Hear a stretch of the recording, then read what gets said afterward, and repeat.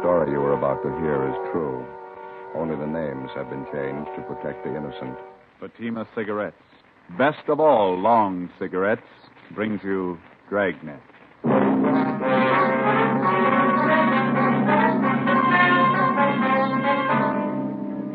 You're a detective sergeant.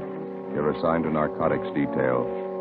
A band of dope peddlers launches a full-scale operation in your city. Their merchandise, marijuana. Their victims, high school students. Your job, get them. You'll be amazed when you compare Fatima with other long cigarettes. You'll find they now cost the same. But in Fatima, the difference is quality. You see, Fatima is the quality king-size cigarette because it contains the finest Turkish and domestic tobaccos superbly blended. And Fatima is extra mild, with a much different, much better flavor and aroma than any other long cigarette. So compare Fatima yourself.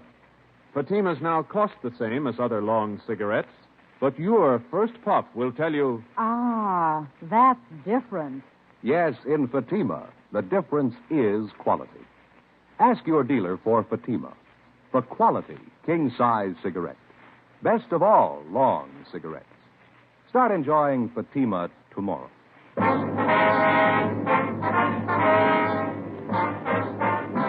Dragnet, the documented drama of an actual crime. For the next 30 minutes, in cooperation with the Los Angeles Police Department, you will travel step by step on the side of the law through an actual case transcribed from official police files. From beginning to end, from crime to punishment, Dragnet is the story of your police force in action. It was Thursday, April 11th. It was warm in Los Angeles. We were working the day watch out of narcotics detail. My partner's Ben Romero. The boss is Captain Kearney. My name's Friday. I was on the way back from R&I, and it was 10:25 a.m. when I got to Central Station. Narcotics detail. Joe? Hi.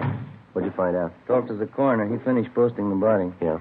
Cause of death, multiple fractures of the skull, internal injury. Boy was 17 years old.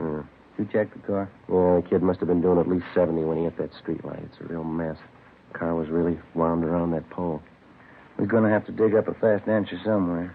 Lousy racket. Well, there's only one way to burn it out. Find the big man and throw the book at him. Make him an example we'll never forget, huh? You checked with Juvenile Bureau? Yeah, the evidence has been booked with the property clerk. How about the boy's parents? Mrs. Moore wasn't feeling too well. They drove her home. Father's still down the hall, Inspector Walker's office. Can we talk to him now? Yeah, he should be free by now. Let me check the book. No, already did. There's no call. Oh, okay. Let's go. You know, there's only one thing fortunate about this whole thing. What do you mean? Well, the kid being alone when he cracked up would have been a slaughter if he had a car full of his friends with him. And it's still pretty grim. How's the boy's father taking it? Usual, pretty rough. He should be able to help some. Yeah. Mr. Morrow? Yes, Sergeant. Inspector asked me to wait here for you. Yes, sir. This is my partner, Sergeant Friday. Mr. Morrow, Joe. How do you do, Mr. Friday? I just don't understand it, Sergeant. I don't understand any of it. My boy Ken wasn't the type to go racing around like that in the car. He never took the car without my permission. I just don't know what got into him. Had you noticed at all whether your boy was acting a little strange the last few weeks or so? No. Of course, I only saw Ken in the morning, a few hours in the evening. I'm at the office all day. Why do you ask that? Well, was he going out very often on school nights, keeping odd or unusual hours? He used to go to the library 3 or 4 nights a week to do his schoolwork. Got home about midnight a few times, and I warned him about that. Mm-hmm. Did you have any way of knowing if he was really spending his nights at the library? No, but I took his word for it. Ken didn't lie to me. What's this have to do with the auto accident, Sergeant? I don't think I understand. The officers investigating the accident, sir. They checked over the car afterward. What was it? Were the brakes bad? What'd they find? You? Yeah. Now, you see this small metal case? We found it in the front seat on the floor of the car. What's that stuff inside? Did this belong to Ken? Yes, sir. We think he was using it. What for? I don't know. It's marijuana. Men and women who traffic in narcotics all the way from the small-time peddler to the big wholesaler are rated among the lowest kind of criminal. One step lower, you find an even more vicious kind. Those who lure youngsters into the deadly trap of narcotics, who feed on the nickels and dimes by supplying their young victims with dope. The death of 17-year-old Kenneth Morrow was the second of its kind within 8 months. It seemed to stem from unidentified suspects who were making it their business to build a thriving marijuana trade among high school students. Thursday, 11 a.m. We continued to question the dead boy's father, Thomas Morrow, but he couldn't tell us anything further that might help. Friday, April 12th. We checked with the principal of the high school which the Morrow boy attended. We talked to the boy's teachers and checked his school record. His marks had been above average till about 3 months before when they began to fall off for no apparent reason. We got a list of most of the boy's friends from his teachers, and we started checking them out. One was a 16-year-old blonde girl, Peggy Kane, supposedly Kenneth Morrow's girlfriend. We found her waiting outside the music room. Yes, Ken and I went around together for a while. He was a real nice boy. Did you see each other quite a bit, Peggy? Oh, for about 5 or 6 months, yes, we got along fine. Just after Christmas was the last time I went out with him, and we double dated. Mm-hmm. Did he seem all right to you then? I mean, did he act different at all? Well, a little different, yes. Not silly, you know. He just wasn't like he used to be. Well, how do you mean? Well, he didn't talk the same. Ken was a real nice boy most of the time. I guess he started getting in with the wrong crowd. He began to swear, you know, bad talk, things like that. When did all this start, Peggy? Do you remember? Just before Christmas, I think. I'm not sure. Poor Ken. Is there anything else you might have noticed? I don't know. Ken used to be pretty good about his studies, and all of a sudden it seemed he just didn't care. Sometimes he'd come into the library. We used to study there. He'd make a lot of noise. Just changed, that's all. For a while, we didn't see each other there anymore. Well, why was that, Peggy? We just didn't come down. I called his house a couple of times. His folks said he was at the library. I didn't say anything to him. Mm-hmm. Well, did Ken have many friends here at school? Do you know that? Not many, no. I see. Well, those he did have, who would you say was closer to him? Well, gee, I don't know, Sergeant. There were half a dozen of them. Ken used to be with all of them. No one boy in particular. Well, Bob Lavelle, maybe. I saw Ken in Bob's car a few times. Does Lavelle go to school here? Yes, he's a senior. Ken used to work with Bob down in the cafeteria after school, but he got in a mix-up. He was fired. Bob was fired? No, Ken. Oh.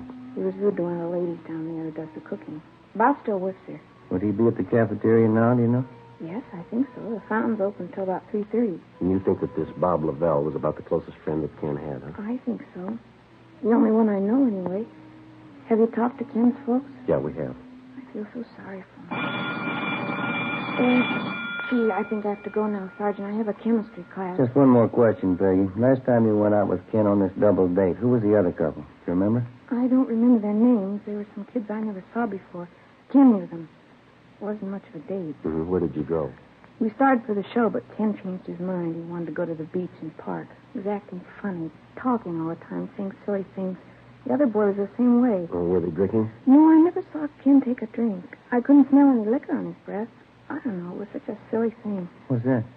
Well, maybe it's just my imagination, but Ken and this other boy had a real terrible musty smell about him. I kidded them about it, and they said they'd been to a tea party.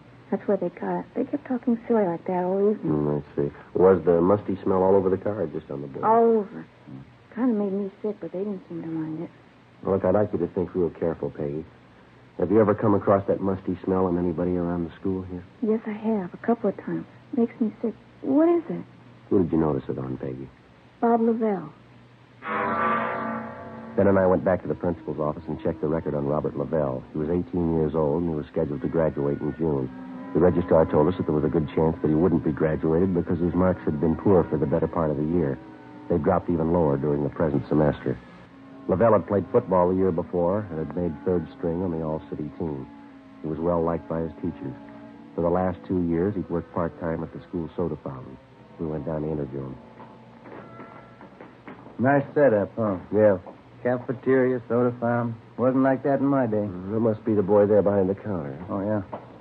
Let's sit down. Mm-hmm. How about that, Joe? What's that? That sign hanging up there. Idiot Special. 5 scoops of ice cream, marshmallow, bananas, chocolate, strawberry flavoring, whipped cream topping, maraschino cherries, chopped nuts, and onions? No, you're reading over. That's on the hamburger sign there. Oh. Yeah? You want something? Chocolate soda. Could you make it with vanilla ice cream, please? Chocolate soda with vanilla cream. Are you Bob Lavelle? Yeah, that's right. Police officers, Bob. We'd like to talk to you. Oh, I'm pretty busy right now. Got to clean up. We close in a few minutes. I'll make you soda right away.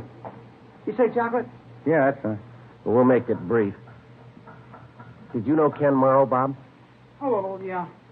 He used to work here. Did you spend much time with him? Outside of school, I mean? Not much. Went to a couple of shows together. That's about all. I'm kind of rushed now. When was the last time that you saw him? You remember? A week ago, I guess. Too bad about Ken. How about the night he was in the accident? Did you see him then? No, I didn't know him too well. He went around with a different crowd. Mm-hmm. They reached me a bag of those cashews, huh, Joe, on the card there? Yeah. Oh. There you go. Oh, thanks. Want some? Quest. No, no, thanks. The nuts are a dime, officer. Right there on the counter, Bob. Oh, yeah. I got to get going as soon as I close. I have to get on town. We talked to some of Ken Morrow's friends around the school, Bob. They tell us that he used to drive around in your car with you quite a bit. Just a couple of times around school. And you hadn't been with him for about a week before the accident. That's right. Just what I told you. Mm-hmm. You want a little whipped cream on that? Yeah, Lil. How about a cherry? Good. Good idea. There you are. Thank you. Too late to fix a hamburger? Yeah, I really got to close up. It's getting a little late, officers. I'm going to have to close up right now. Well, we'll make it fast. Did you notice anything different about the Morrow boy in the last few weeks? Anything peculiar at all? No, he was the same as ever. I didn't notice anything. Well, look, Bob, we're going to lay it out for you. Did you know he was using marijuana? No, I didn't know anything about it. You have any idea where he might have gotten it? I wouldn't know that. Look, you mind if I lock up the counter now? I'll come around the other side. Sure, go ahead. I didn't know that about Ken, officer. I wouldn't know where he got the stuff. You sure he was using Mary? Well, we found some in his car. We found some more in his locker upstairs. That's tough. Anything more, officer? I got to hurry. Well, it's just routine, Bob. We did the same with the other boys we talked to. We'd like to check your locker. You don't mind, do you? I got to get out of town. I'm late now. Your locker's just upstairs, isn't it? Won't take that long. It's important to me. I got to get out of town. We've got our car outside. We'll drive you down. We'll be down there in no time. No, I've already got a ride. Can't you check it tomorrow? Not going to take a minute, Bob. Now, let's go, huh? All right. Say, I happen to remember I didn't bring my locker key today. That's so. Yeah. Come to think of it, I don't know where it is. Guess I lost it. Well, they must have a pass key around here, don't they? I don't think so. Well, we'll ask at the office, huh? You're putting me in a jam, officer. That's going to take time. I'm due downtown. I'm sorry, Bob, but we got to check it. I got my locker all jammed up with stuff. It'll take us an hour. Office is down there, Joe. Yeah, all right, let's go. I don't know why you're picking on me. My locker's jammed. They can't get it open. Why are you picking on me? Let's ask him here. Go ahead, Bob. Close the door. Yeah? I got my key. I'll show you. Robert Lavelle took us to his locker and opened it. Hidden inside one of his gym shoes, we found 4 sticks of medium-grade marijuana. We took them, put them in an envelope, and sealed it. On the way downtown, the boy told us that he'd been buying this stuff for about 6 months and reselling it to some of the students at the high school. Said that he paid 50 cents apiece for the sticks and sold them for 75. He was an occasional user himself. Before we turned him over to the juvenile officers, he told us that a man named Ray Jensen supplied him with the marijuana. Jensen's address was a trailer camp in the southwest part of Los Angeles. We drove out and checked with the operator of the camp.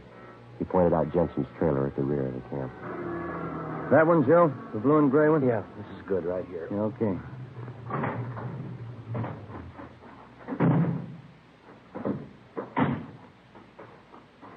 Looks like Jensen's doing well, huh? Yeah, nice looking fella.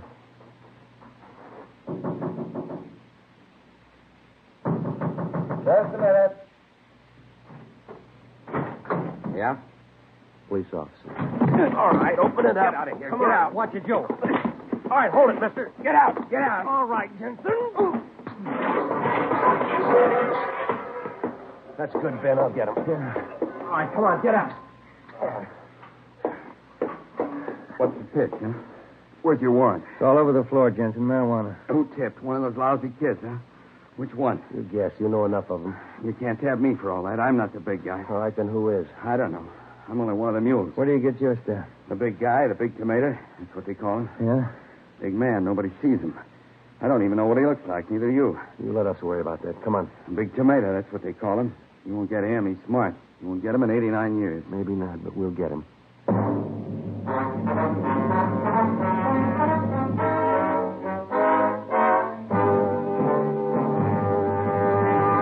You are listening to Dragnet, authentic stories of your police force in action.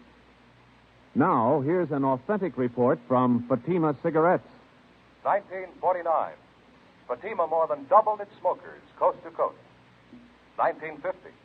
Another record-breaking year, with more long cigarette smokers insisting on Fatima quality than ever before. In 1951, enjoy Fatima quality yourself. Yes, friends, in Fatima, the difference is quality. Quality of tobaccos. The finest Turkish and domestic varieties, extra mild and superbly blended, to give you a much different, much better flavor and aroma. Quality of manufacture. Smooth, plump cigarettes rolled in the finest paper money can buy. Quality, even to the appearance of the bright, clean gold and yellow package. Carefully wrapped and sealed to bring you Fatima's rich, fresh, extra mild flavor. Compare Fatima yourself. Fatimas now cost the same as other long cigarettes, but your first puff will tell you... Ah, that's different. Yes, in Fatima, the difference is quality. Start enjoying Fatima quality yourself. Insist on Fatima, the quality king-size cigarette. Best of all long cigarettes.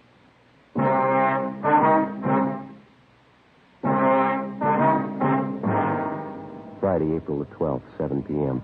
We searched the trailer and a stakeout was placed on it, and then we took Ray Jensen downtown to the main jail where he was booked for suspicion of narcotics, a felony. The next day, Ben and I went back and questioned him. We got nowhere. The only thing he'd tell us was that the leader of the marijuana ring was unknown to him. The big tomato, that's all he could tell us. We went back and started rechecking leads furnished us by some of the high school boys who'd purchased narcotics from Robert Lavelle. They all ended nowhere. Meantime, the flow of marijuana into the schools and into the hands of the teenage students continued. We'd no sooner choke off one source of supply when two more would turn up. We knew that there was only one real solution: find the gang leader and wipe out the entire supply and distribution setup. We stayed on it. Monday, April 22nd. Ben got a call from one of his informants that he had a lead on the source of marijuana on the east side of town. The informant's name was Willie Breck, a groundskeeper at a golf course near one of the city high schools. We drove out to talk to him. We located Breck by the clubhouse near the first tee. Tomasino, R. Dory, Richmond, Virginia. You remember my partner, don't you, Willie? Joe Fry? Oh, yeah. How are you, Willie? Kind of busy today. Big tournament. Yeah, quite a crowd you got here. Nice turnout. Yeah, you've been having trouble, huh?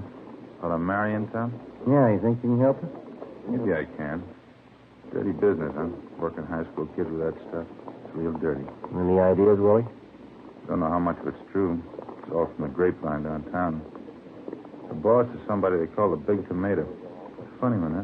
Any idea who he is?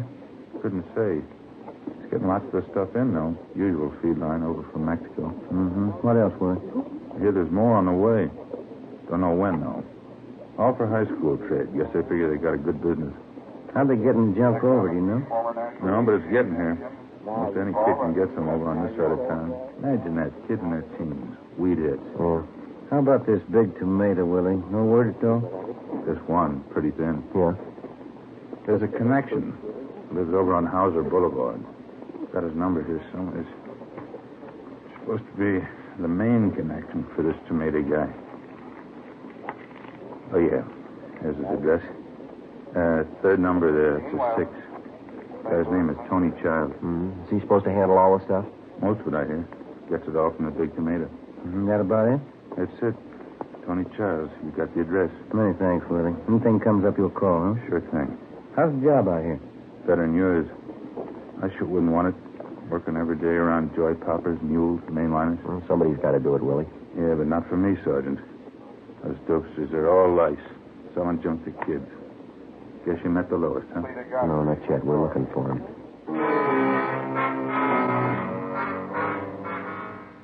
We went back to the office and checked the name and address of Tony Childs through R&I. No previous record. A stakeout was placed on his home and at his place of business. Childs himself was placed under 24-hour surveillance. A week passed. Nothing happened. Another week. Still nothing. There was no let-up in the supply of marijuana finding its way into the city and then into the schools. We couldn't see the beginnings of the racket, but we saw the end result. The percentage of juvenile users was still in the upswing. Wednesday, May 8th.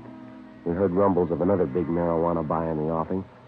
Either it failed to materialize or we missed it. Friday, May 10th.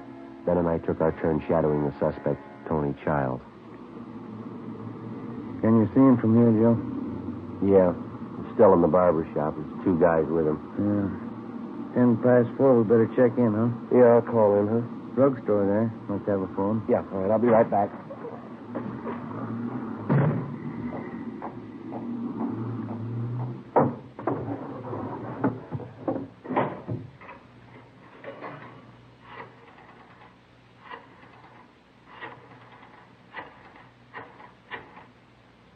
Narcotics, please.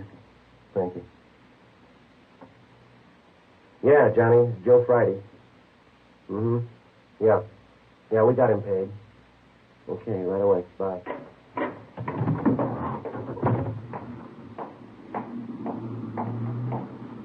What have you got? Tony Childs. They want him picked up right away. How come? Well, they just raided his place. They found 32 ounces of weed in his room. Supposed to have more on him. Oh, let's go. Come on.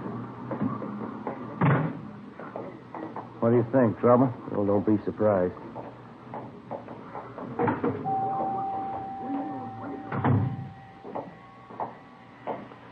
Childs, like to talk to you. What's that? Police officers like to talk to you and your 2 friends here downtown.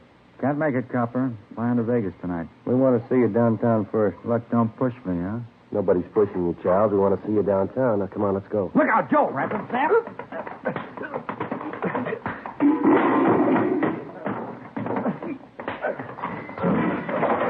Watch it!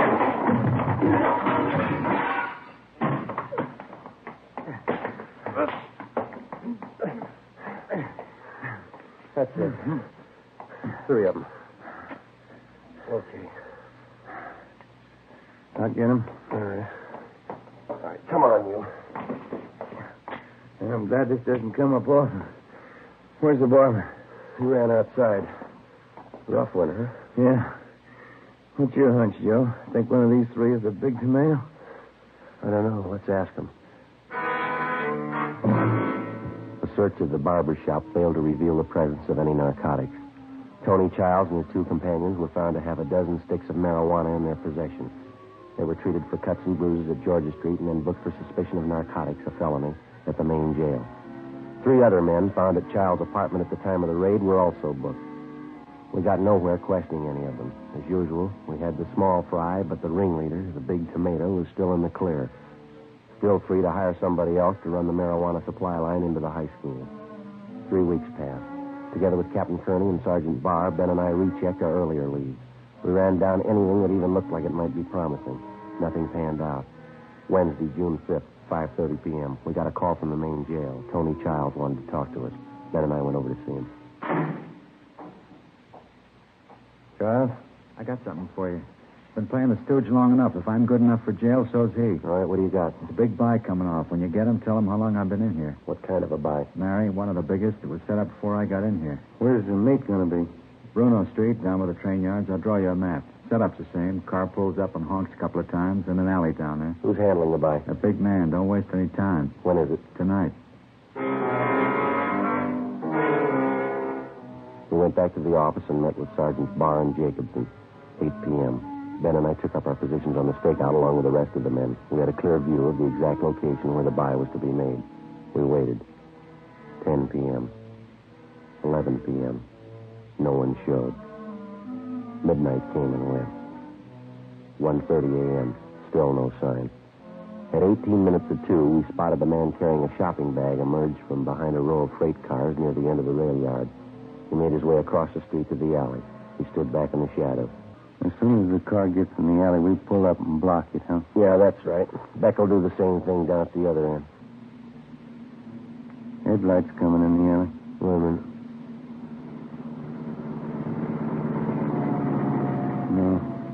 going on through. What's the time now? 4 minutes to 2. We waited. 18 minutes passed. Still no sign of the car that, according to Childs, was supposed to be there for the big buy. We could still see the figure of a man with a shopping bag huddled in the alley. 3 a.m. Joe. Yeah? Car down there in the alley. Yeah. That's it. You want to start up? Yep. Just enough to block the alley. Mm-hmm. That's good. All right, come on, let's go. Come on. All right, kill your engine and get out of the car. Joe, look out! They can't go far. Come on. All right, let's get them out of there. Yeah. Come on. There's 3 of them. Here's the guy with the shopping bag. All right, I got it. Crash knocked him cold. Yeah. That's one. Easy there. Yeah. Pull right over there, will you? That's it. Get his coat off of that. I got it. Okay. That's it. It's all 3 of them. Yeah. Hey, look at this, Joe. Found one of them in this guy's hand. Tin can, huh? Mm-hmm. Full of marijuana. You look at the labels on those cans? Yeah. Fancy solid packed tomatoes. There he is, the big tomato. The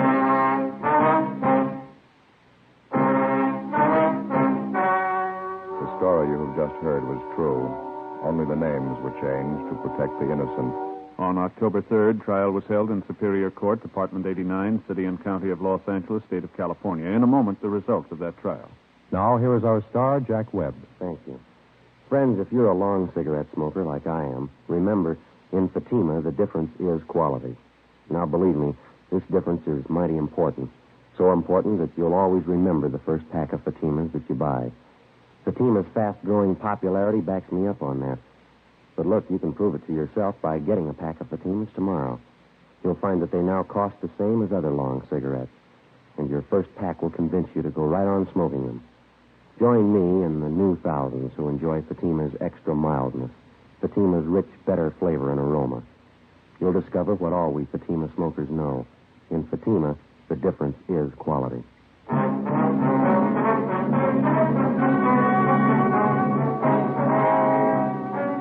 John A. Stanton, alias the Big Tomato, along with his associates in the narcotic gang, was tried and convicted for violating the State Narcotic Act. He received sentences as prescribed by law and are now serving their terms in the state penitentiary. The radio editors of the United States and Canada have named Dragnet the best radio program of its type for 1950. And Dragnet's Jack Webb, the most promising star of tomorrow. In behalf of Dragnet, I'd like to thank the radio editors of the United States and Canada and the editors of Motion Picture Daily who conducted the voting in the 15th annual poll for Fame magazine.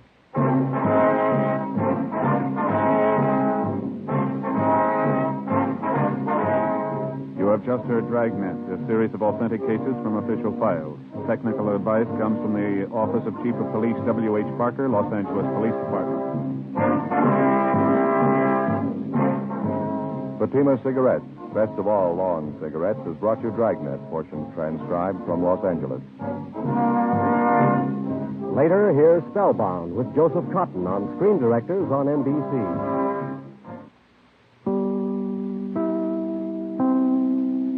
Ladies and gentlemen, Fatima Cigarettes is proud to bring you its prize-winning radio program, winner of the Motion Picture Herald Fame Award. The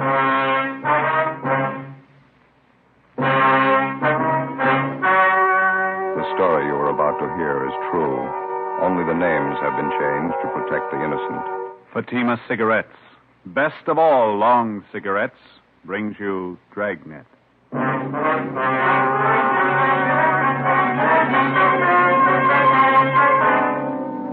You're a detective sergeant. You're assigned to Juvenile Bureau. You receive a complaint about an 8-year-old boy and his sister. A neighbor reports they've been going from door to door begging for food. Supposedly, the children are from well-to-do parents. Your job? Investigate. You'll be amazed when you compare Fatima with other long cigarettes. You'll find they now cost the same. But in Fatima, the difference is quality. You see, Fatima is the quality king-size cigarette because it contains the finest Turkish and domestic tobaccos superbly blended. And Fatima is extra mild, with a much different, much better flavor and aroma than any other long cigarette. So compare Fatima yourself. Fatimas now cost the same as other long cigarettes, but your first puff will tell you... Ah, that's different. Yes, in Fatima, the difference is quality. Ask your dealer for Fatima, the quality king-size cigarette. Best of all long cigarettes. Start enjoying Fatima tomorrow.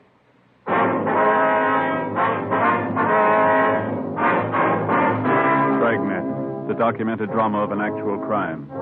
For the next 30 minutes, in cooperation with the Los Angeles Police Department, you will travel step by step on the side of the law through an actual case transcribed from official police files. From beginning to end, from crime to punishment, Dragnet is the story of your police force in action. It was Tuesday, April 27th. It was overcast in Los Angeles. We were working the day watch out at Juvenile Bureau. My partner's Ben Romero. The boss is Captain Kinsling. My name's Friday. I was on the way back from communications, and it was 4:38 p.m. when I got to 1335 Georgia Street, second floor, room 14.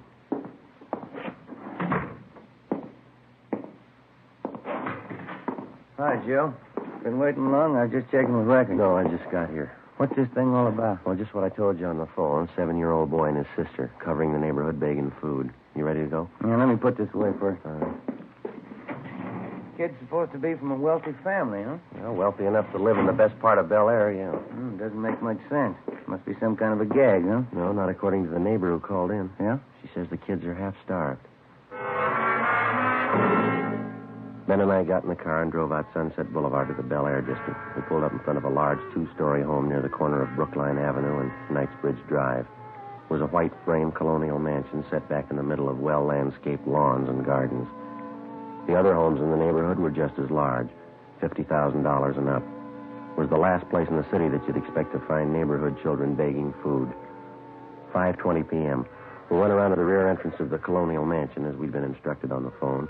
We located the woman who'd called in the complaint, a Miss Jeanette Bejan. She was employed as laundress and cook by the owners of the house. She was busy fixing dinner.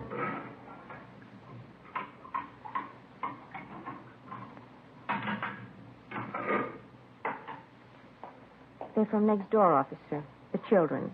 As I explained on the phone, a boy about 7 years, a girl 5 years old, I guess. Which side do they live on, Miss Bejan? The house on the corner? No, the other side. Up here. The brown and white house. Just up the street next door. Mm-hmm. Are the children there now? Do you know that? No, but they were here this afternoon again. Here to the back door asking for something to eat. I do not understand it. Something must be wrong. Well, have they been around often, Miss Bejan? 2 or 3 days, maybe 4 days. At first I thought they were fooling, but they were not. I gave them some cookies, sandwiches. They were very hungry. They ate them like they were starving. The little girl saved her cookies. She took them with her. How about their parents? Are they at home? Excuse me. What's that?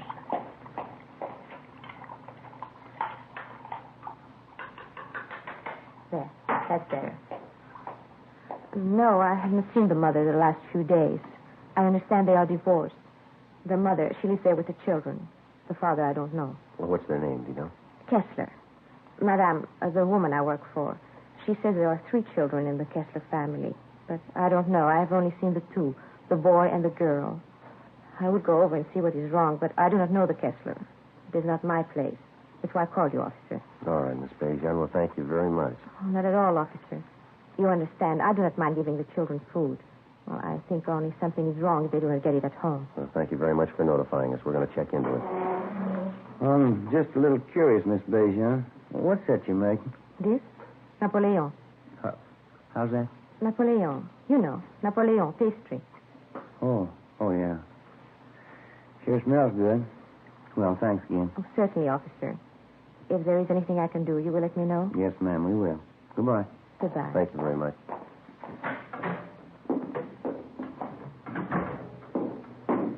It's a beautiful place. Yeah.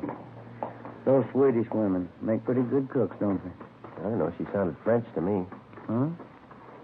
Maybe so. Most good at cooking, anyhow. Yeah, that brown and white house next door, that must be it, huh? Yeah, that name, Kessler. They fairly prominent around town, society? I don't know. There's quite a few of them. Could be. Any way you look at it, it's hard to figure, isn't it? Kids have been at it for 4 days. If it's on the level, they really must be in a bind. The garage door is open back there. No sign of a car. Kids' bicycles, though. Let's try the front door, huh?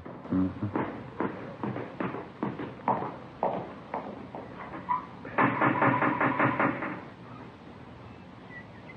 Guess you better try it again, huh? Yeah.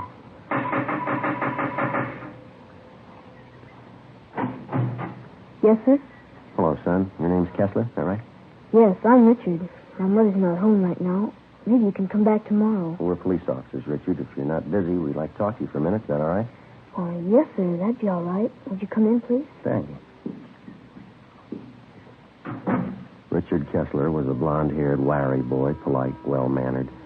He told us that he was 8 years old and that he attended the neighborhood grammar school. He showed us back to the kitchen where he was warming a can of soup that he'd borrowed from a neighbor. It was a large house, richly furnished, but it hadn't been cleaned for weeks. Dust was piled up thick on the furniture, and children's books and toys were scattered around the rooms along with scraps of dried bread, half-eaten. The house was cold and musty. On a small bar in the dining room, there were 3 half-filled cocktail glasses, a plate full of cigarette butts. Evidently, they'd been standing there for days. On the sink in the kitchen, there were a few pieces of stale bread and an open bottle of milk that had turned sour. Next to it were a half a dozen empty whiskey bottles. The Kessler boy was well-dressed, except for the shirt that he had on. It looked as if he'd been wearing it for a week. What did you want to talk to me about, officer? I haven't done anything wrong. Oh, we know that, son. We'd just like to find out how you've been getting along. I've been getting along all right. 2 A's and 4 B's on my report card last month. Mm-hmm. Where's your sister, Dick? Judy, she's down the street. She'll be back in a minute. How about your mother? Where's she? She's out, too. She'll be back. When do you expect her, son? Pretty soon. She's coming back pretty soon. Well, your sister, Judy, she's younger than you are, isn't she, Dick? Yes. Judy's only 6. I'm 8. Any other grown-ups live here with you besides your mother? No. Mom takes care of us. She'll be back pretty soon. We'd like to have you tell us the truth now, Dick. How long has she been gone? I don't know. Probably important. Taking her a long time. If you can come back tomorrow, she'll probably be here then. When was the last time you saw her, son? Son, how about that? A couple of days ago. Well, this is Tuesday. You mean she left the house Sunday? No, before that. Last Friday night she went out. Said she'd be back. I don't know. Did your mother say where she was going, Dick? No, her boyfriend was here. Larry. I don't know his last name. Mom went out with him to a party, I think. I don't know where. She'll be back all right. Did you leave anyone to take care of? No, we can take care of ourselves. Nobody's fixed the cooking, though. I don't know how yet. I'd better look at the soup on the stove. No, I'll take care of it, son. You go ahead. Sit down. Has your mother ever left you like this before, son? Maybe once or twice. She never stayed away this long, though. I don't know. What's the matter, Dick? Well, Johnny, officer, my little brother. He hasn't eaten much for a while. Must be hungry by now. I was fixing the soup for him. Yeah, well, where's Johnny? He's upstairs in the nursery. He's been sick with a bad cold. Mom knew Johnny was sick. That's why I wondered. She hasn't come back yet. I don't think Johnny's feeling good. Do you want to take steps for him, son? Yeah, all right, if you want. Beth, you want to come on? Yeah. How long has Johnny had this cold, Dick? A couple of days before Friday, before Mom left. Mm-hmm.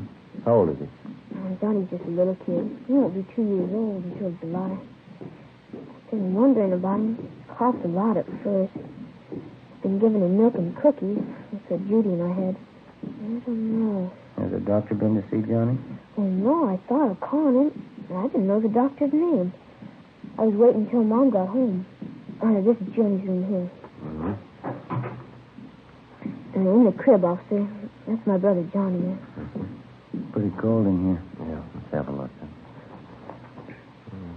Hey, young fella. Hi, Johnny. You hungry now? Yo, look at his eyes. Yeah, I want to get to a phone, doctor, and ambulance. Tell him to hurry. Right. Oh, what's the matter, officer? What about Johnny's eyes? He'll be all right, Dick.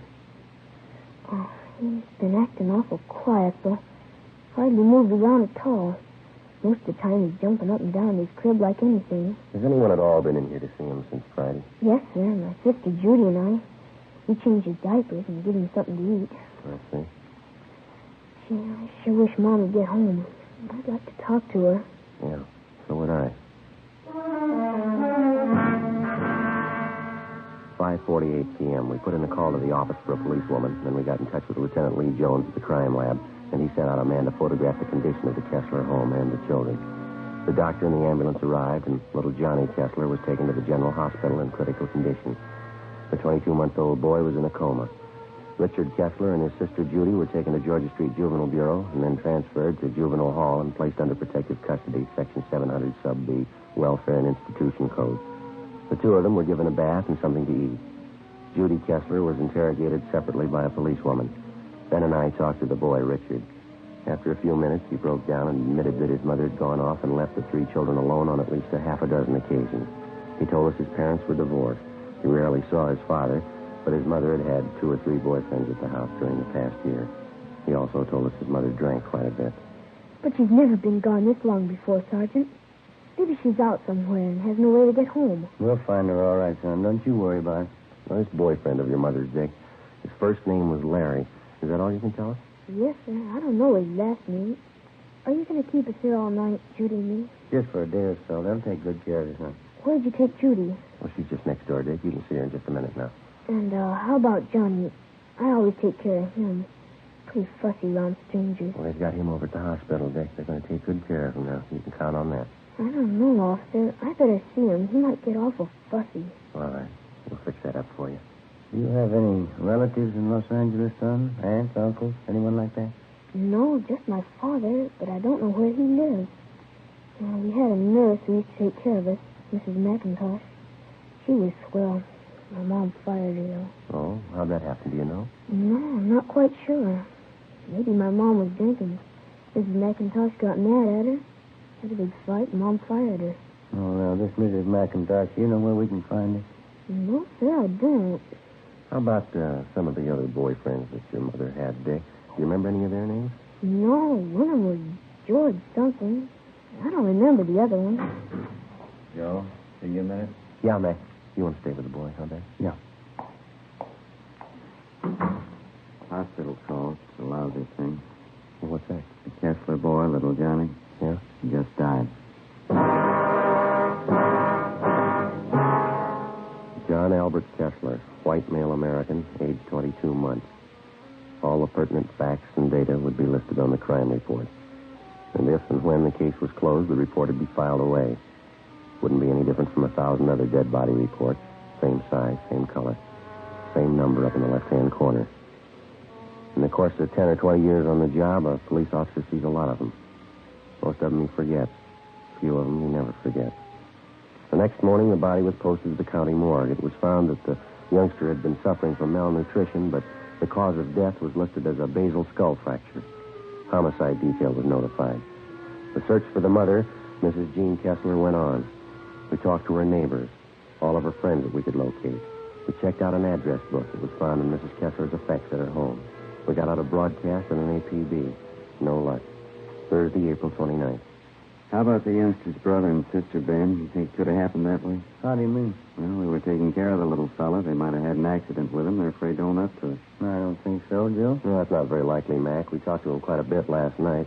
A couple of pretty honest kids. Pretty sure that they wouldn't lie about something like that. Where does that leave it, the mother? Good possibility. We know Mrs. Kessler drinks quite a bit. She could have lost patience with the little boy. More chance of an accident there. I get it.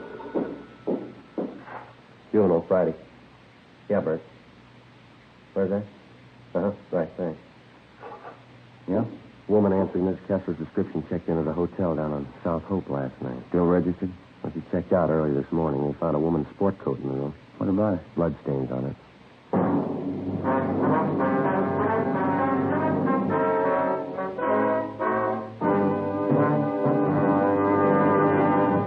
You are listening to Dragnet for the step-by-step solution to tonight's authentic case history. Here, step by step, are the actual reasons why Fatima is the quality king-size cigarette.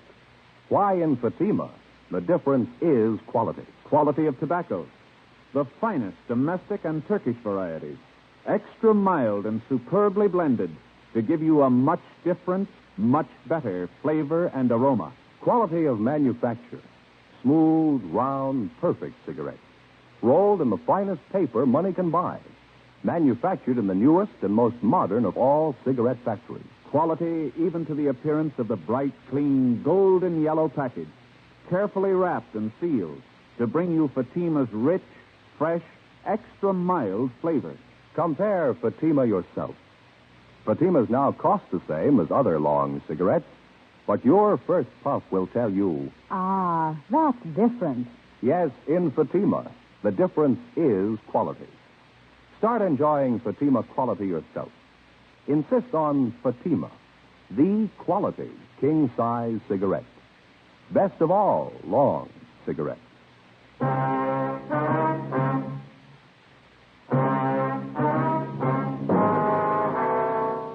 Friday, April 30th. We were still without a lead as to the whereabouts of the missing mother, Mrs. Jean Kessler. The blood-stained coat, which had been found in the South Hope Street Hotel, was shown to Mrs. Kessler's friends and to her children, Richard and Judy. They identified it as belonging to the missing woman. Routine investigation of the hotel room failed to uncover any further leads. We got out a supplementary APB, and then we started rechecking with the Kessler woman's friends and acquaintances. Nothing. We rechecked a dozen taverns and cocktail lounges that she'd been known to frequent. No sign of her, no sign of her boyfriend. In rechecking her personal effects, we found a canceled check payable to their former nurse, Mrs. McIntosh. The endorsement carried her address. We checked it out. She'd moved.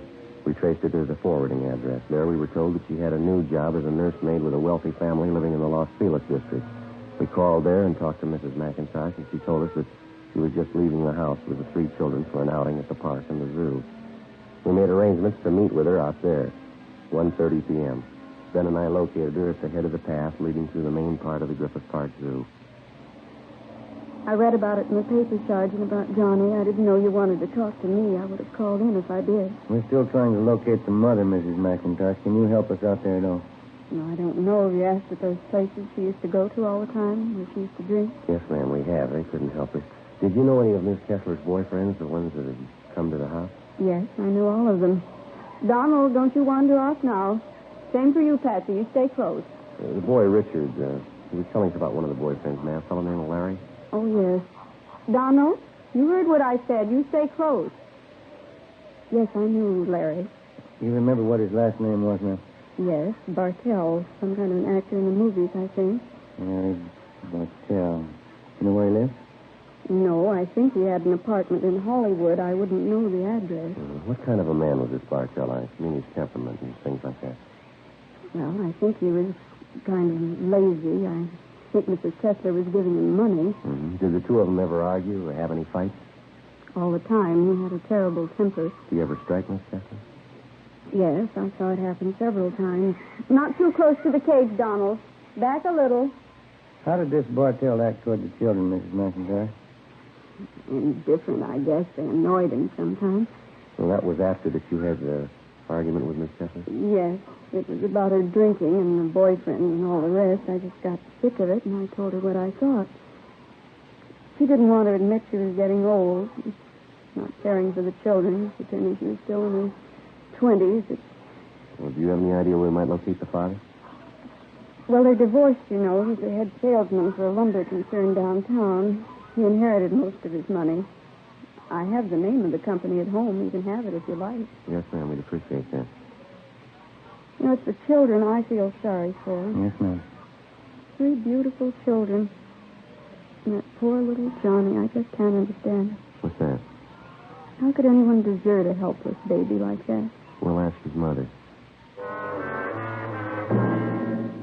Friday, 5 p.m. Mrs. McIntosh called us at the office and gave us the business address of the missing woman's ex-husband, Richard Lane Kessler. We called there, but they told us Kessler was away on a week's vacation. They had no idea where to contact him, but he was expected back in a few days. We called Central Casting and asked them to check their talent list for a bit player by the name of Larry Bartell. They had no such name listed. Saturday, 8 a.m.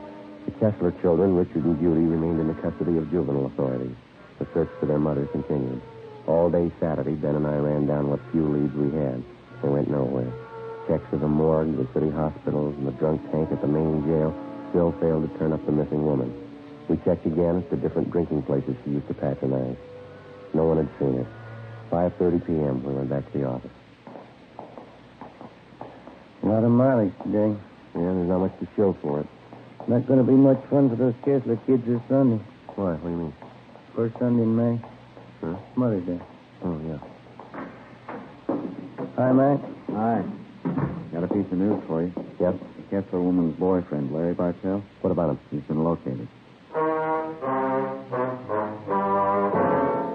When he'd seen his name mentioned the previous night in the newspaper stories concerning the case, Larry Bartell had contacted the office to let us know that he didn't consider himself a fugitive. At least that was his story. He'd called just a few minutes before we got back to the office. He left word that he could be found at a Wilshire address all day Sunday. In the meantime, he'd be at the Spotlight Club, the club for theatrical people located in West Hollywood. 6:25 p.m. Ben and I located him at the club back in the billiards room.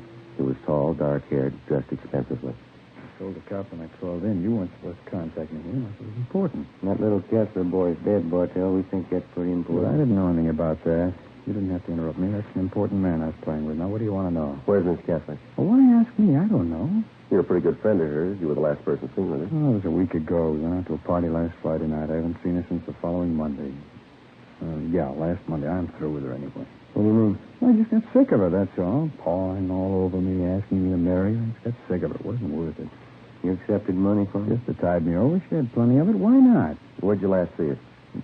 Keep your voices down. I wouldn't like this stuff to get around the club. There's a hotel downtown on South Flower. I can give you the address. Were you at another hotel with Miss Kessler last week? Yeah, on South Hope, around 9th Street, I think. Oh, that's where you found a coat, huh? You've got an explanation for that? Blood stain? Sure. Crazy Jane. So I saw her, then she tried to hit me with a bottle. Cut herself. Boy, I tell you, this wasn't worth it, that's all. I guess you can prove everything you're telling us, sir. Of course I can prove it. It's the truth. And what about the little boy? How'd that happen? I didn't have anything to do with it. It wasn't my fault. Well, how'd it happen? Well, it was that Friday night just before we left the house. The old lady and I were downstairs having a few drinks. She put the little kid to bed, but he wouldn't stay there. He kept getting up out of bed and running downstairs crying. Yeah, go on. Well, she finally took the kid, gave him a good spanking, threw him back in bed. I think he hit his head in one of the posts of the creek. Why didn't you do something about it? Well, I told her, but she said it was nothing. Didn't matter. Got a coat from us, that's all. Kids are all right when we left. You mean all the times you and Mrs. Kessler went out, you knew those children were being left all alone in that house? Oh, what of it? She's the mother, not me. Oh, look, I got to get back. I got that game waiting on No, me. just a minute. It's going to wait a little longer. Come on.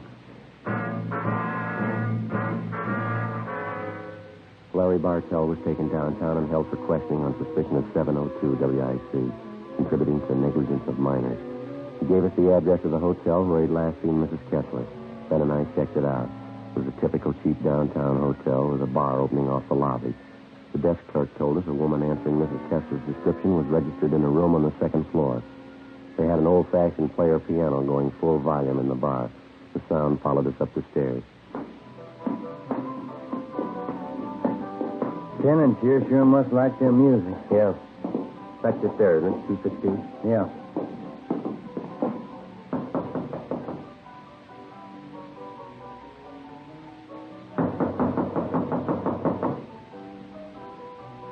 You better try it. Yeah.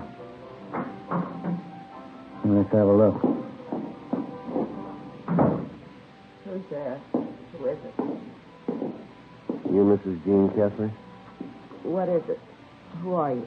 Police officers would like to talk to you. I haven't done anything. What do you want with me? I want to talk to you about your children, Mrs. Kessler. But I didn't do anything. Johnny was sick, that's all. I didn't do anything. That's not what Bartell says. Larry, have you seen him? Is he coming back to me? You better get up, lady. Get your coat. I gotta have Larry back. He's everything to me. I love him. Is he coming back? You've been gone over a week. Aren't you a little worried about your children? They're all right. I'm too young to spend my life on children. I need Larry. Where is he? See if you can find a coat, will you, Ben? Yeah, all right.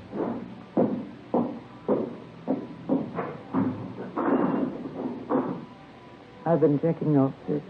I felt terrible. Yeah. I need Larry so bad. He's young like me. I love him. I gave him all my love.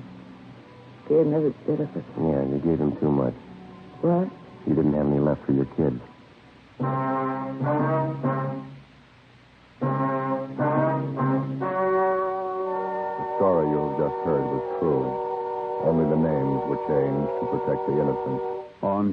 second trial was held in Superior Court, Department 87, City and County of Los Angeles, State of California. In a moment, the results of that trial. Now, here is our star, Jack Webb. Thanks, Jim. Friends, if you're with us week to week, you've heard me say, in Fatima, the difference is quality.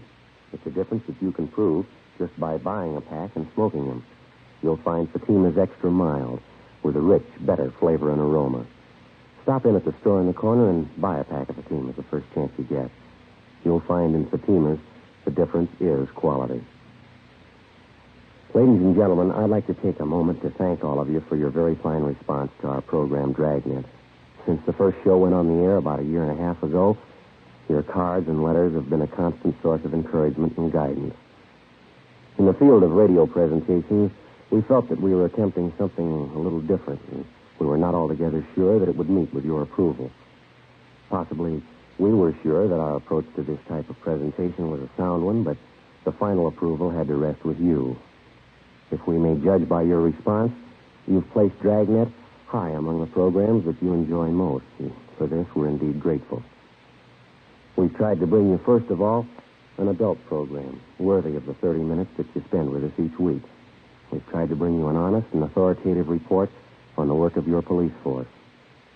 We've tried to bring before you documented police cases that were informative as well as entertaining. In forthcoming weeks, we sincerely hope that Dragnet remains one of your favorite shows. Your letters have been read by all members of the Dragnet production staff. So if you like to listen to Dragnet, it's because you, our listeners, have helped to guide us in presenting the kind of entertainment that you want. And for this, our thanks.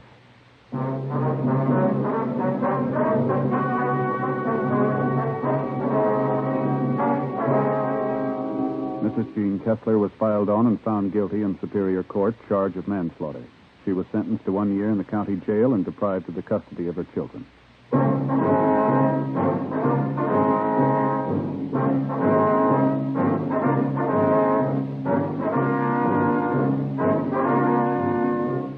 You have just heard Dragnet, a series of authentic cases from official files. Technical advice comes from the Office of Chief of Police W.H. Parker, Los Angeles Police Department.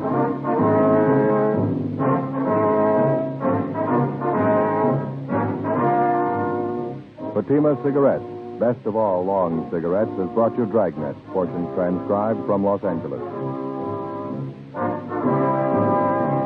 Now, stay tuned for Counter Spy. Then it's Screen Directors Playhouse on Liggett & Myers, makers of Fatima Cigarettes, is proud to bring you its prize-winning radio program, winner of the Motion Picture Herald Fame Award. The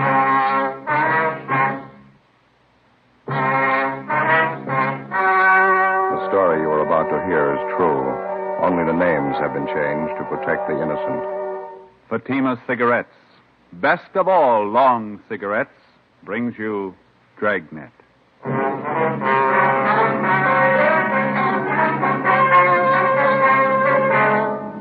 You're a detective sergeant. You're assigned to homicide detail. 12 men drop completely from sight over a short period of time. There's evidence of foul play. 4 months pass. You finally locate the leading suspect in the case. Your job? Pick him up. You'll be amazed when you compare Fatima with other long cigarettes. You'll find they now cost the same. But in Fatima, the difference is quality. You see, Fatima is the quality king-size cigarette because it contains the finest Turkish and domestic tobaccos superbly blended. And Fatima is extra mild with a much different, much better flavor and aroma than any other long cigarette. So compare Fatima yourself. Fatimas now cost the same as other long cigarettes, but your first puff will tell you... Ah, that's different. Yes, in Fatima, the difference is quality. Ask your dealer for Fatima, the quality king-size cigarette. Best of all long cigarettes. Start enjoying Fatima tomorrow.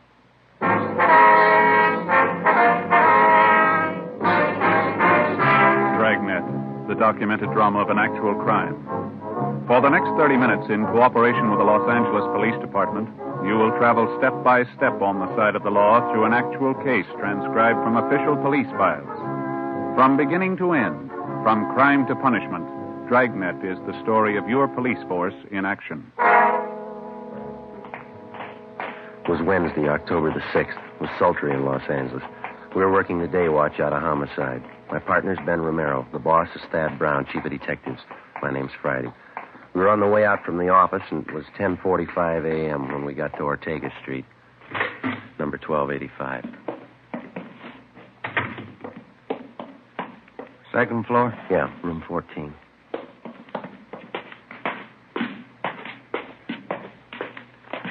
They all smell the same, don't they? What's that? Room and housing. Oh, yeah.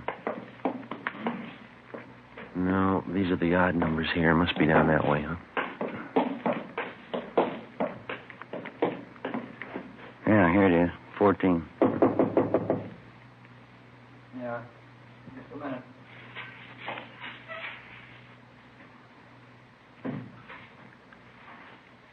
Taking his time.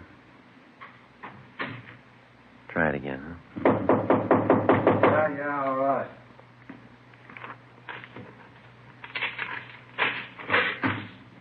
Yeah? Police officers. Your name Henry Ross? Get out of here. Get out of here. Come on.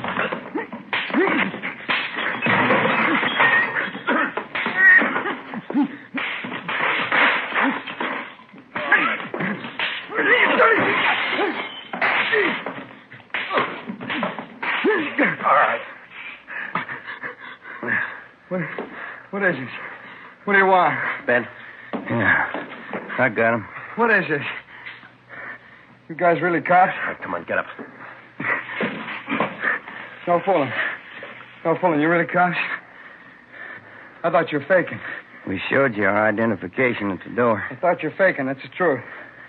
There's a couple of guys out to muss me up. I thought you were them. Your name Henry Ross? Yeah, that's right. I thought you were one of those moochers I had a fight with in the bar the other night. Said he's going to get a pal and come back in and take care of me. Yeah? Yeah. I got no reason to fight with cops. I didn't do my room any good. Landlady's sure going to scream. All right, come on. You want to finish up dressing? I want to talk to you downtown. What's it about, officer? Missing person. We'll brief you when we get downtown. Well, that's all right with me. Could you take these handcuffs off, please? It's kind of hard dressing with them. All you have to do is put your shoes on. You can make out. All right. I don't know why you had to slap handcuffs on me. I didn't know you were cops. You mind if we check through your things, Rolf? Huh? Why? You mind? Oh, go ahead if you want. I got nothing to hide. You know, if you'd spoke up at the door, there wouldn't have been a fight. I thought you were that mooch in the bar and his friend. I thought you were looking for trouble. You about ready to go? Yeah, I'd like to brush my teeth, though, if you don't mind. I got a real mouthful of cotton this morning. All right, where do you keep your toothbrush? It's over here. I'll get it. No, I'll get it. Never mind. Get here? Yeah, first shelf. It's in the glass. Yeah, Don't you trust me? Here you go.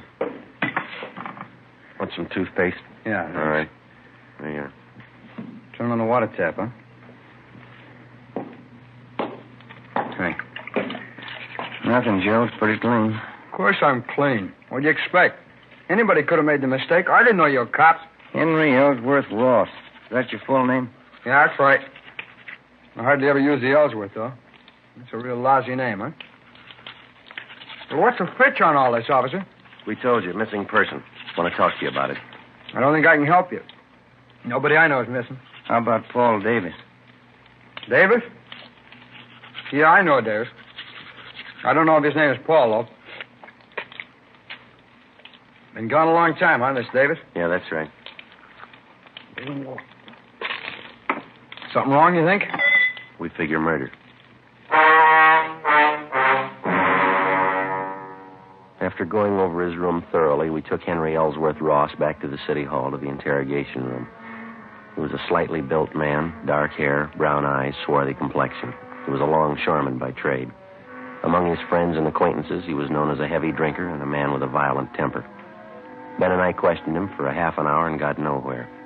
He sat across the table, relaxed, scraping at a thick callus on his hand with his fingernail. I'll tell you the truth.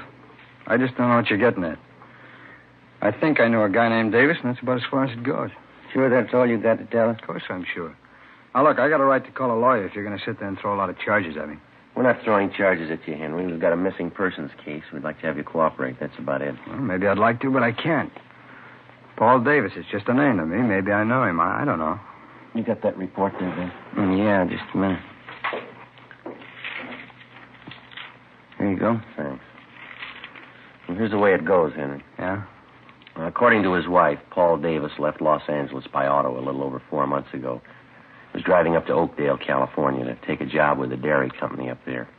He never got there. He's been missing ever since. So? What's the pitch? All we've been able to find is Davis's car, the 36 Ford Coupe, 7 Tom 792. It was sold a month ago up in Lodi, California. But Davis didn't sell it. A man by the name of Carter signed the pink slip at the time of the sale. Henry Carter. Sorry. Don't mean anything to me. Well, this Carter made it look like Paul Davis had signed the Ford over to him. We checked it out. Davis's signature was Ford's. That's so? It's supposed to have something to do with me?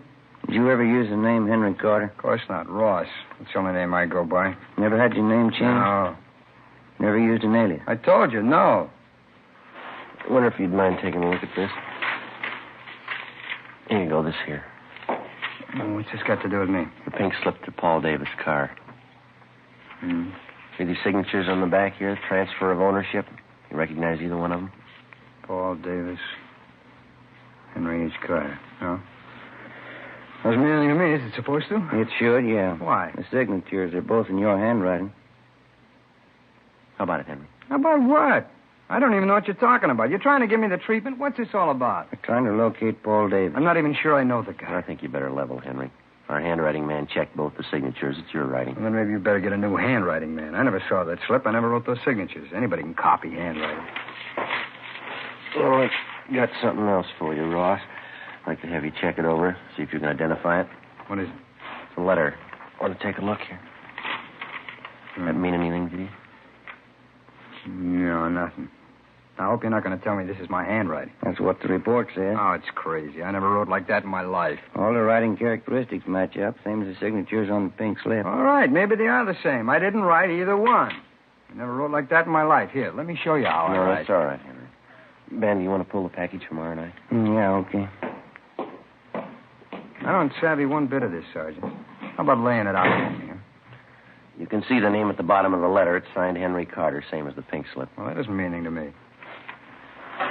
Well, this letter was sent to the wife of Paul Davis about 9 weeks ago, and it says here that Davis supposedly was too busy to write his wife, so he had this Henry Carter send a letter. He also writes in here that Davis sold his car to Carter. Somebody trying to cover up, huh? Yeah, we think so. We think it's Henry Carter. This Davis guy, he's been gone about 4 months? That's right. You said you thought Davis was murdered. How come? Just an idea. Hmm. 8 men had disappeared from around here in the last 14 months, just like Davis. 6 more up in the San Joaquin Valley the same way. They took off alone on auto trips. Were never seen again. Not a trace. Pretty funny. Here you go, Joe. Thank you. You've got your record here, Henry, from Baton Rouge. Sent to Sheriff Clemens for it. Huh? Look, do we have to drag all out again? It's past. Just one thing we had to check, Henry. You told us that you never use an alias, is that right? All right, I have. I didn't know what you're getting at. I didn't figure there's any use dragging out dirty laundry again. I asked you if you ever used the name Henry Carter. Okay, I've used it. It's a common name. There's a lot of Henry Carters around. We only know one who fits your description. I'm clean. You know that. Want to smoke, Henry? No. Joe? Yeah, thanks. Well, let me have one, will you? Sure. Here you go. Thanks. I got a match here. You know, we rode this thing for 4 months. It's all over the state. Here. Thanks. I'll tell you what we got, Henry. We'll let you make up your own mind. It's not my writing. On June 4th, Paul Davis left Los Angeles in his car headed for Oakdale. Late in the afternoon, he stopped for gas at a service station just beyond San Fernando. The attendant says a man was with Davis. You fit that man's description, Henry. Yeah? Oh, I've seen monks like that in court. They get on the stand and can't even remember their own name. A couple others. You and Davis stopped for a hamburger just outside of Gorman. There's a man there. He remembers you, too. You stopped again in Bakersfield. Picked up a quart of oil for the car. You and Davis had a Coke. It's the last time he was seen alive. That makes me a killer, huh? A month after that, the pink slip to Davis's car came through DMV up in Sacramento. That was for the transfer of ownership from Davis to Henry Carter, both in your handwriting. A couple of weeks later, Mrs. Davis got that letter. A month ago, Davis's car was sold to a dealer in Lodi. Yeah. We found the dealer, Ross. Showed him your mugshot. He says you sold him the car. That all? It's just the main part. There's more. We've been on the road a lot. We followed you from here to Sacramento and back, Henry. Every stop, every detour took us a long time. Yeah, I guess it did. What do you say, Ross? Nothing. Any way you want it, Henry. You got another smoke? Yeah? Yeah, here you are. Thanks. Here.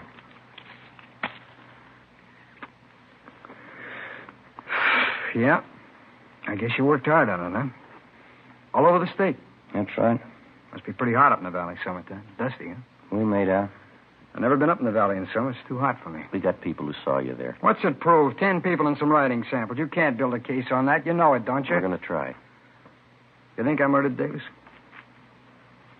You, Sergeant? Yeah? You think I murdered those other guys, too, huh? What was it, 10, 12 of them? We're asking about Davis. You think I killed him? Tell me the truth, do you? You think I murdered Davis? Yeah, I think you did. Uh-huh.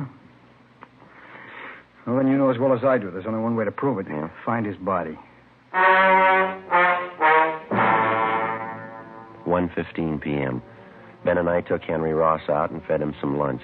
Then we took him back to the city hall to the interrogation room where we continued to question him. It was relaxed, and he talked a great deal about everything but the disappearance of Paul Davis. He didn't seem anxious to get away, made no demands for an attorney to represent him. For a full hour, he did most of the talking. He told us about the different homicide cases he'd read up on. He asked us about the 12 men who disappeared in the past months in the same manner Paul Davis had. Was there any trace of them at all? Did we have any leads? How did we think we were going to find them? Well, we finally got around to asking him if he'd submit to a lie detector test. He seemed taken by the idea and agreed to it almost immediately. Ben called Sergeant Berger and made arrangements for the test. We made up a list of key questions. At 5 p.m., we took the suspect to the third floor of the old city jail where Sergeant Berger gave him the polygraph test. On the way back to the office, Ross complained he was hungry. We stopped and bought him coffee and donuts. We got back to the interrogation room a little after 6 p.m. The questioning continued. Ross didn't seem to mind at all. He kept talking. We let him talk. 8 p.m., he was still going strong. You remember the Wilson case back in 34, don't you, Sergeant? Woman killed her whole family. Big case, you remember. Yeah, That's pretty tragic. Is that a hobby of yours, Henry, collecting murder stories? No, I just read them, remember 'em. I guess I can remember every big murder case in the last 15 years. That's so. Yeah, it's about all of them. I guess it is kind of a hobby. I get a big kick out of it. I get it, Ben. Excuse me, Henry. Oh, sure. Interrogation room, Friday. Oh, yeah, Berger. Mm-hmm. Yeah, how many? Uh-huh. Yeah. Okay, thank you. You know, there's one thing I get a real big kick out of, those detective magazines. Mystery stories, the way they make out the murderer. How do you mean? You know, they always build it up into something big. Somebody's always killing somebody else for $1 million, or maybe over some woman, some beautiful woman. Same way with the movies. That's where they get it all mixed up. I don't think I follow you, Henry. Oh, sure you do. Every time some guy writes a murder story, he's got to build up a big reason for the killing. Mm-hmm. A lot of money, beautiful woman, revenge maybe. Always got to be a big reason. Motive, that's what they say. Yeah, well, it generally works out that way, doesn't it? Why? I bet you there's a 1,000 murder cases in your files without any reason at all. Some people kill, that's all. I've heard about lots of them. They just want to kill, and they go ahead and do it. Maybe for a few bucks, maybe for nothing. They just do it, that's all. That's so. Sure, you know that. Like this thing you've been talking about. 10, 12 guys disappear. They got a few bucks, maybe they got nothing. Somebody plows them under, and that's all. No big reason. They just do it. So 12 guys are gone. It doesn't mean anything. Mm-hmm. That's how you got it figured, huh, Henry? Huh? The phone call a minute ago there was a man who gave you the lie detector test. Oh, that right? How'd it go? He just finished going over your graph. He got 16 positive reactions. Yeah, what's that mean? You lied, Henry, 16 times. That's right. You better tell him to get a new machine. I lied all the way through. Mind telling us why? No, I don't mind. I guess I knew you'd find out. Let's go get something to eat first, though. I'm hungry. No, we better talk a little more, Henry. Oh, let's go. I'll tell you why we're eating. Bring a pencil with you. I'll draw you a map. Map of what? The canyon, where I buried him.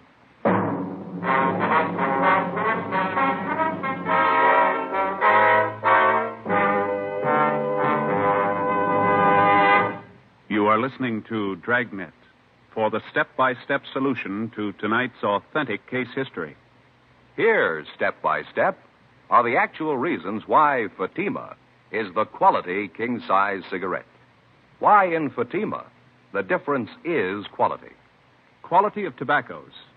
The finest domestic and Turkish varieties, extra mild and superbly blended to give you a much different, much better flavor and aroma.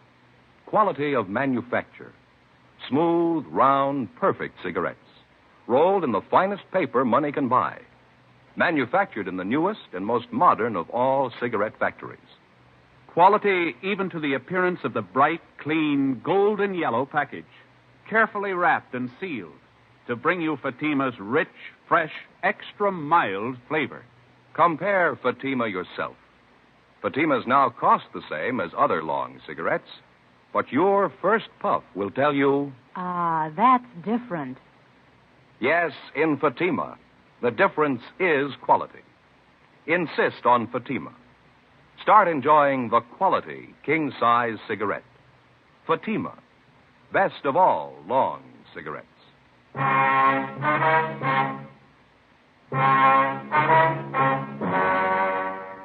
Wednesday, 9:55 p.m. Ben and I took Henry Ross across the street, bought him a Coke at Mac's place, then we took him next door to the Melbourne cafeteria. It was almost closing time. Ross got himself a cottage cheese and pineapple salad, bacon and liver with onions, rye bread, banana pie, and coffee. Ben had a hot beef sandwich, mashed potatoes, and coffee. I had the same. At the back of the cafeteria, one of the busboys was mopping the tile floor. It was a strong smell of disinfectant. How about that table over there, Sergeant? That all right with you? Yeah, it's okay. Doesn't make any difference. It's fine. Yeah.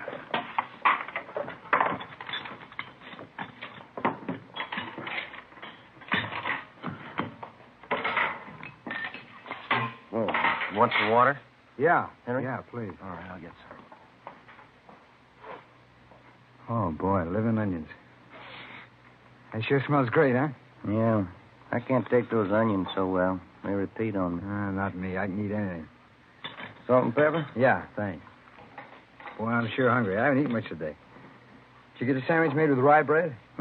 Graham bread. Oh, you should have gotten the rye. Real German rye bread. Here. Smell that. Real nice and fresh. Here you go. Ben?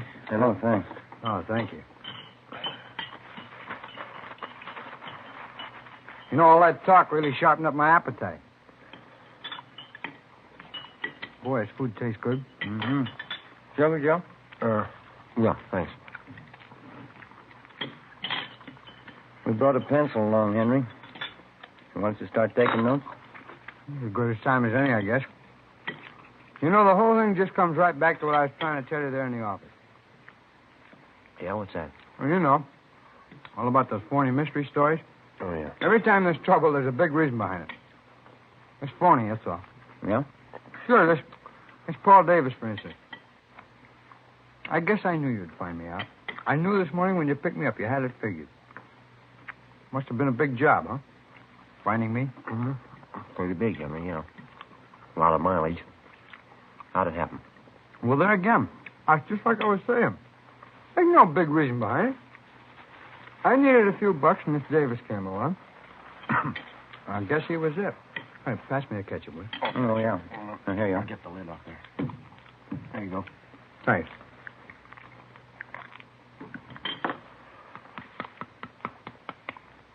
Where'd you meet Davis, Henry? Oh, I was hitchhiking out in Ventura. I'm not a dime in my jeans. I was going up to Maricopa. I thought I had a job up there, and Miss Davis come along. Picked me up. Mm-hmm. You ever know him before that? No, a stranger. He said he's going to Oakdale. The guy give me a ride. Go ahead. Well, We stopped for gas at San Fernando, and I saw he had a few bucks in his wallet, and I guess that's when I got the idea. About what? Killing him. Now, maybe that gives you an idea what I was talking about. You don't need any big reason to kill somebody. Davis said, 18 bucks. Now, suppose I told that to a writer. Somebody killing the guy for 18 bucks. That wouldn't make much sense, huh? He'd tell you it'd never sell. You need $1 million, beautiful woman, good motive. Yeah. Where'd you kill him, Henry? Just outside of Bakersfield. A little canyon there. I got Davis to buy a fifth of sherry in Bakersfield. He drank some on the way. Hey, pass the salt, huh? Yeah. There you are. Thanks. Liver's no good without plenty of salt. How'd you kill Davis, Henry? Well, that's a funny thing. He drank some of the wine, got a little sleepy.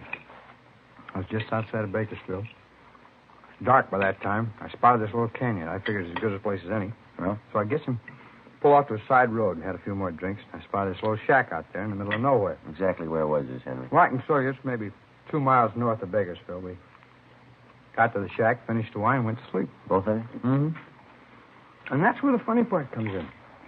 I guess I killed Davis, all right. But I didn't mean it. Oh, brother, get a whiff of that, huh? Why do these monks have to mop up while people are eating? They'll be through in a minute, Henry. Fine. How'd you mean Henry didn't mean to kill him? You already told us you had the idea. Well, sure I had the idea. Let me explain, huh? We both went to sleep in the shack, Davis and me. Guess that must have been, about 9 o'clock at night. I don't know what it was. Maybe the wine, I guess, but I started having nightmares. Yeah, now maybe this part sounds like a story, but it's the truth. I had all these dreams. I woke up, but they're still there. What was that? Faces.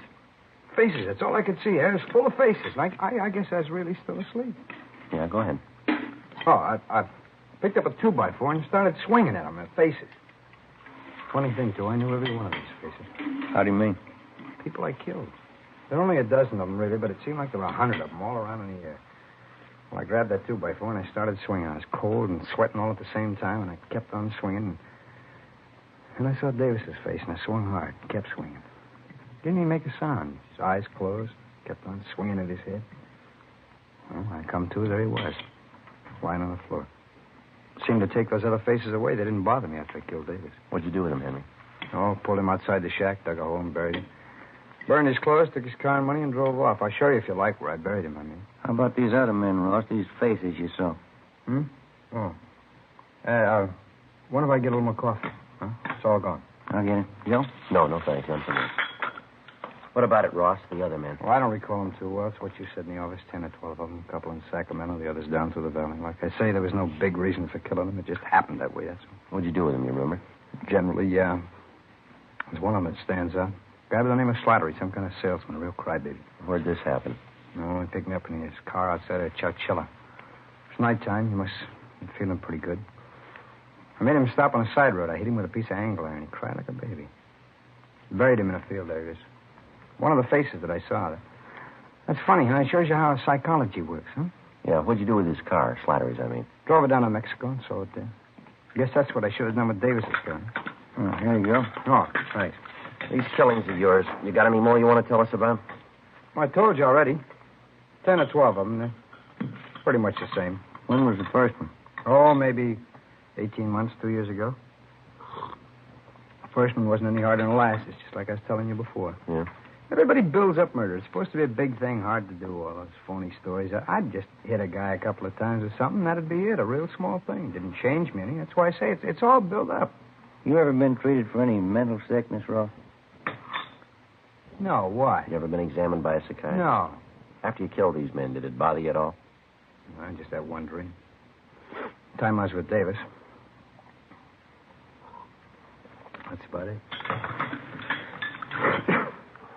Sure good meal, Sergeant. Thanks. Yeah, okay. You ready, Ben? Let's go. We go back upstairs, huh? Yeah. You want to give us a statement? All right. I had an idea you'd find me. I guess I always knew that you'd find me. Well, let's go, Henry. Guess I proved my point anyway, huh? It's all build up. Huh? Murder. Killing somebody. Those phony stories. It's all build up. It's cheap. No, you got it wrong, Henry. Huh? Wait till they read you the bill. The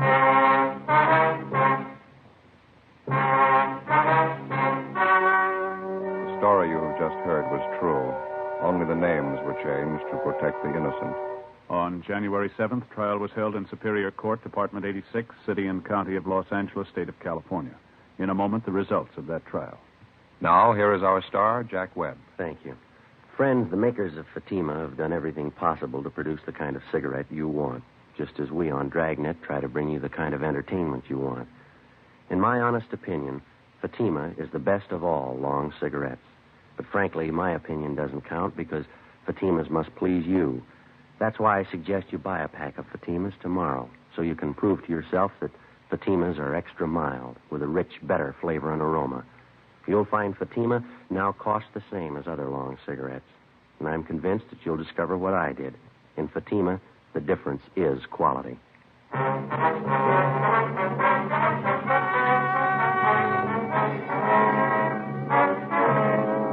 Henry Ellsworth Ross was tried and found guilty on 2 counts of murder in the first degree and received the death sentence. While he indicated that he had murdered the other 10 men, he refused to give any further information regarding the killings or what he had done with the bodies.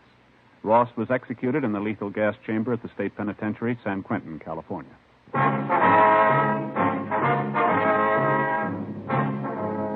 You have just heard Dragnet, a series of authentic cases from official files.